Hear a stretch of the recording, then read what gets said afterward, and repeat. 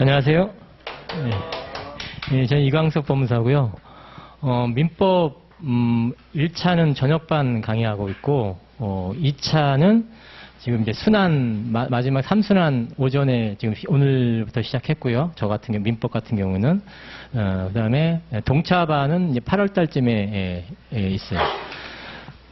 그래서 뭐 저는 이제 민법 1차하고 2차를 다 강의하는 입장이고, 그래서 뭐 올해 문제평을 잠깐 해보면 뭐 제 평은 거기 그 자료에는 21페이지에 있어요. 21페이지에 그 왼쪽 면 밑으로 뭐 글씨가 작게 돼 있는데 총평 형태로 일단 달았고, 해설은 4개 지문을 다 달기 좀 시간상으로 버거워서 답지문 형태로다가, 그러니까 틀린 지문을 왜 틀렸는지에 대한 언급을 했고, 또 옳은 지문도 올해 문제 4개 정도 문제가 나왔는데 그중 것도 일단 맞는 지문하고 틀린 지문도 그것도 설명을 달아놨어요. 그래서 틀린 게 왜 틀렸는지 위주로다가 관련 판례를 이제 제시해 드렸고, 참고하시면 되고, 그 문제를 확인해 보면 이제 뭐 분석이라고 해갖고 쭉 해놨는데, 뭐 결론부터 말씀드리면, 민법은 작년에 제가 8개 정도 틀리면 잘 봤다 이렇게 했거든요. 근데 작년보다는 제가 볼 때는 제 느낌으로는 민법은 쉬웠어요. 작년보다는. 그러니까 작년 같은 경우는 지엽적인 문제도 있었고, 또 문제를 풀어갈 때 내가 찍은 게 답이 맞는지 틀린지도 헷갈릴 수도 있어요. 근데 올해의 문제는 헷갈리는 문제는 그렇게 많지 않아요. 개인적으로. 그리고 또 기존의 풀에서 약간씩 변형해서 또 나온 파트를 물어보는 경향이 있어요. 그래서 최신 판례도 기존보다는 좀 줄어들었어요. 뭐 그렇다 하더라도 최신 판례 답지문이 한 8개 정도는 돼요. 답지문만 놓고 본다면.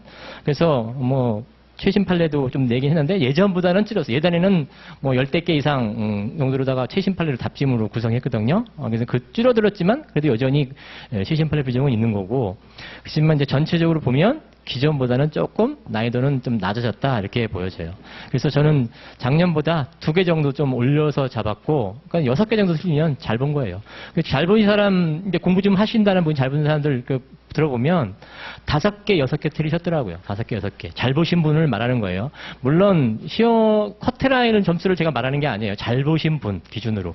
그러면 시험장에서는 커트라인과 관련해서는 그럼 잘 보신 분은 커트라인이 어느 정도 나왔냐? 민법 5개, 6개 틀린 분이 몇 점 정도 맞았냐?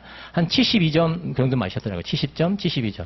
그럼 거기에 플러스 마이너스 가감하시면 되죠. 자기 점수에 대해서. 그래서 뭐 학원 이제 그래서 민법은 뭐 그 정도고, 학원 커트라인을 보면 그 자료는 이제 선생님이 낸 자료를 바탕으로 해서 플러스 마이너스 해가지고 커트라인을 잡은 거거든요. 작년 커트라인이 58.5라고 하더라고요. 그러면 올해는 그거 이제 플러스 마이너스 가감하면 57.5가 커트라인을 이 학원에서는 잡더라고요. 그 전체적인 그 내용을 잡으면. 그러면 거기다가 플러스 마이너스 1 하시면 되지 않을까 싶어요. 자, 그래서 결론적으로 뭐 다른 학원하고 약간 차이점이 있을 수가 있어요. 또 다른 학원 또 높게 잡은 학원도 있죠. 저희 학원은 그거보다 좀 낮게 잡은 거고, 이거는 산술적으로 선생님이 낸 자료를 가지고 판단하는 건 거기 때문에 나름대로 객관성이 있을 수 있어요. 학원에서 임의적으로 잡은 건 아니기 때문에. 그래서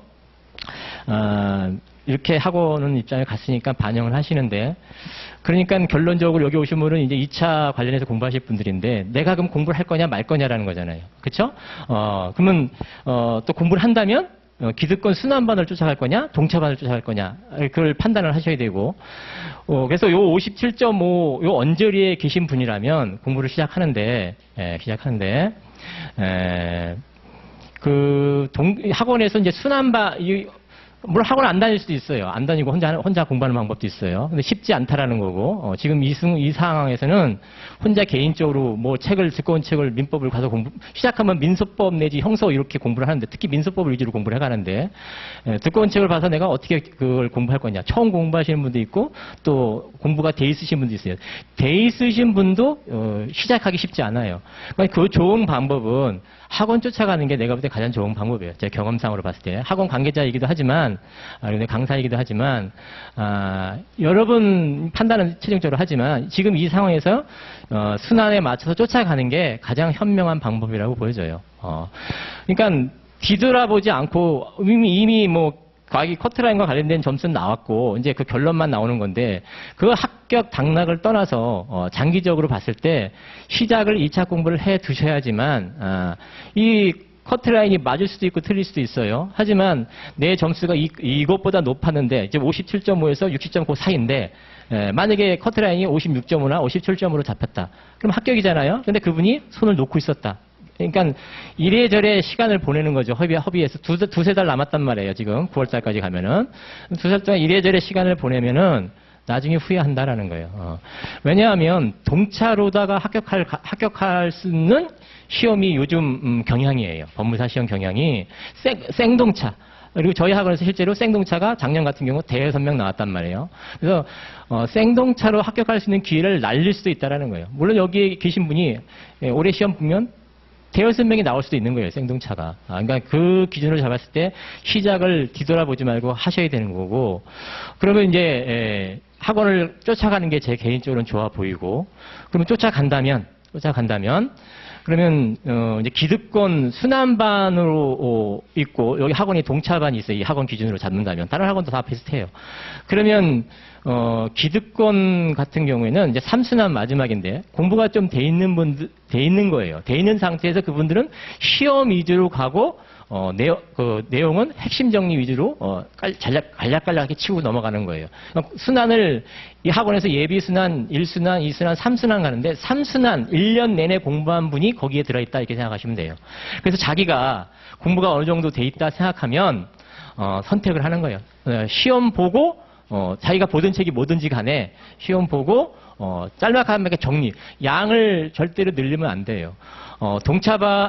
동차반이든 아니면 기득권으로 갔든 올해 시험 보신 분이 내년에 2차까지, 그러니까 올해 시험 보신 분이 1차 붙으신 분이 올해 2차로다가 끝내려면은 양을 늘려서는 절대로 붙을 수가 없어요. 양을 최대한으로 줄여야 돼요.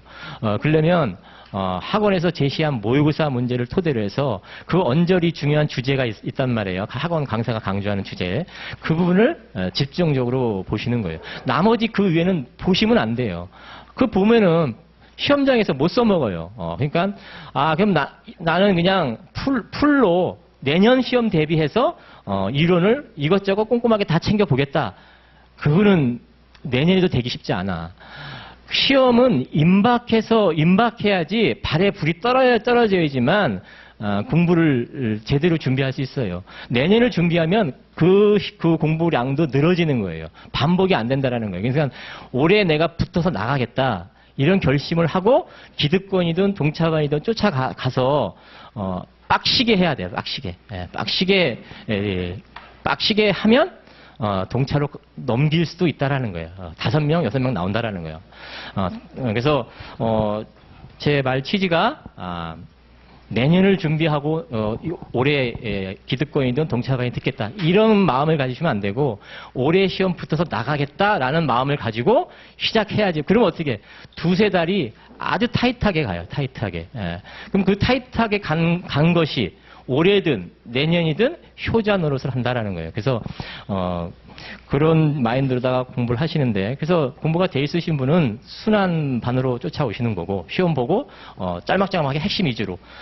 동차반은 시험 횟수는 좀 줄어들고 이론을 좀 더 많이 해줘요. 그러니까 나는 거기에 적합하다. 그럼 거기를 선택해서 가시면 된다라요. 그렇게 해서 쫓아가시는 거고. 자, 그리고 또 하나 이제 공부 방법은 이제 그것은 이제 학원 순환 커리를 쫓아갔을 때 방법인 거예요. 또 하나 방법은 이 학원에서 특강해 준 게 있어요. 그러니까 학원 쫓아가면서 플러스 할 수도 있고 학원 강의를 쫓아 안 가면서 그 특강을 잘 활용해서 가는 방법도 하나 있어요. 즉 이제 경제적으로 여의치 않으면 학원에 특강한 게 있다고. 저 같은 경우에는 최근에 그 사무관 승인시험 문제하고 법원행시 문제하고 이 기출 해설 강의한 게 있어요. 특강 6회분 정도로 강의한 게 있어요. 그 다음에 법원 변호사 시험 문제하고 사법 시험 문제 최근 3개년치 기출 문제를 해설 강의한 게 있어요. 그걸 풀어보셨으면 좋겠어요. 그 2차의 그 접근 방법은 1차도 그렇지만 기출문제를 달아보는 게 일단 우선이에요. 기출문제. 어떤 시험이든. 기출문제가 또 나오든 안 나오든 이것보다 가이드 역할을 해요. 그래서 우리 법원 법무사 시험 2차 시험 가장 근접성이 높은 사무관 승인 시험 2차, 그다음에 법원행시 2차 가장 근접성이 있어요. 그다음 또 변호사 시험 문제도 꽤 근접성이 있어요. 그다음에 사법 시험도, 물론 사법 시험이 이제 2017년도 기준으로 끝났지만 그 최근 기준으로 3개년치 정도는 확인하고 가시면 반복돼서 비슷하게 또는 반복돼서 출제되고 있어요. 그래서 기출 문제를 그런 식으로 접근해 가시는 게 좋겠다라는 거예요.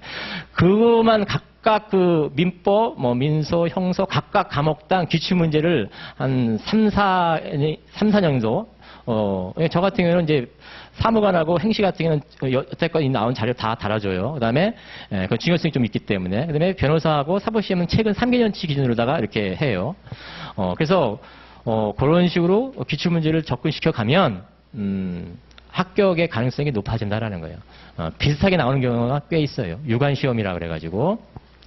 나머지 물론 변호사 시험 문제, 지금 변호사 시험 문제가 올해 8회인가까지 나와 있는데, 그럼 나머지 시험은 모의고사 형태로다가 학원에서 선생님들 마음대로다가 이제 그 출제 방향을 잡는데, 저 같은 경우도 그 변호사 시험 기출이라든가 행시 아니면 뭐 사법 시험 몇 대 거 나온 기출 중 괜찮은 문제, 우리 시험하고 관련성이 높은 거, 최근 3개년치 말고도 그렇게 뽑아가지고 모의고사 형태로 출제하고 있으니까 모의고사 형태로 혼자 공부하든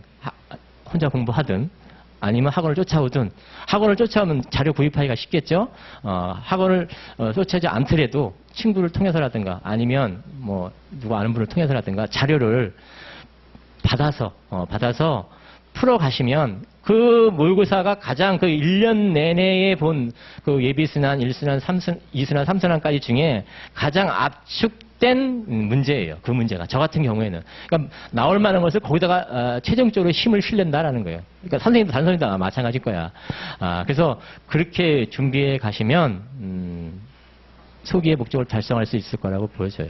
그래서 중요한 것은 요 1차 시험 끝났는데 이제 그 뭐 주사위는 던져졌고 결론만 나오죠. 57.5 플러스 마이너스 1이라니까 이 학원은. 그 언저리에 계신 분은 뒤돌아보지 말고 2차를 내년 준비, 이게 아니라 올해 동차로다가 끝내겠다, 이런 마음을 가지셔야지만 빨리 합격할 수 있다라는 거예요. 자, 이렇게 저는 하도록 하고 다음 선생님 모시도록 할게요. 자, 어쨌든 뭐 1차 보신이라고 수고하셨습니다. 수고하셨습니다.